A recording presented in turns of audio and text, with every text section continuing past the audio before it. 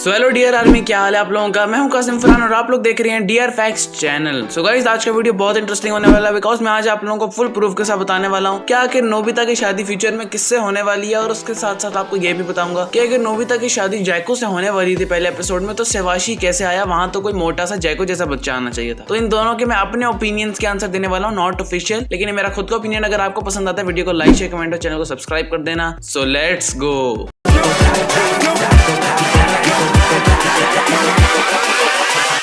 Hold up.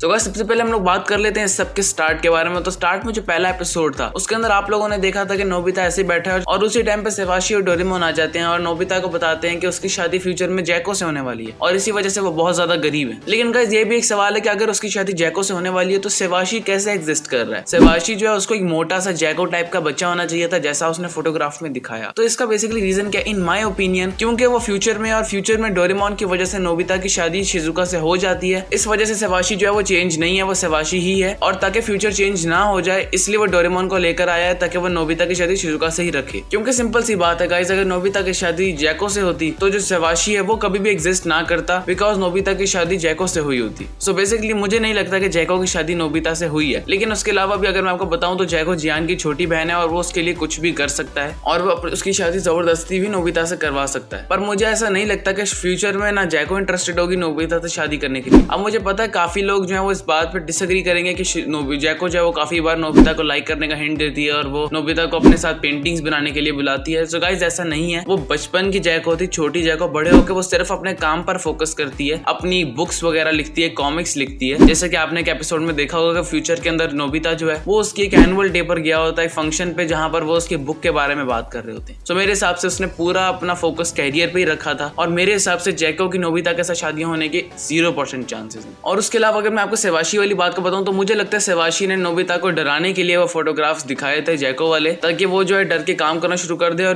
Doraemon को उसके साथ भेजे ताकि फ्यूचर चेंज ना हो जाए और कहीं वो जैको जैसा बच्चा ना बन जाए और वो लोग गरीब ना हो जाए। सो बेसिकली डोरेमोन को फ्यूचर ना चेंज होने के लिए मेरे हिसाब से भेजा गया था और फ्यूचर में नोबिता की शादी ऑलरेडी शिजुका से हो रही थी एज डोरेमोन ने उनका फ्यूचर चेंज नहीं होने दिया। सो या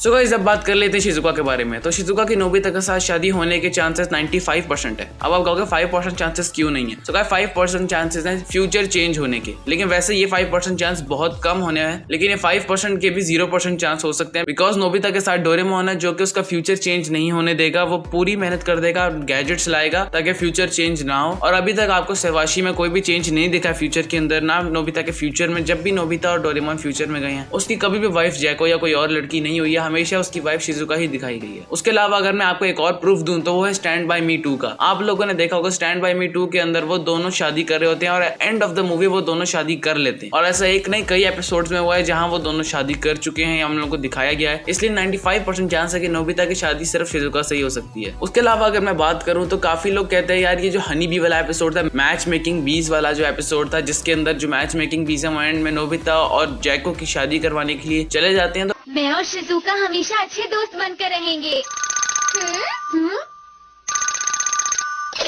हेलो, मैं जैको बोल रही हूँ। अरे जैको।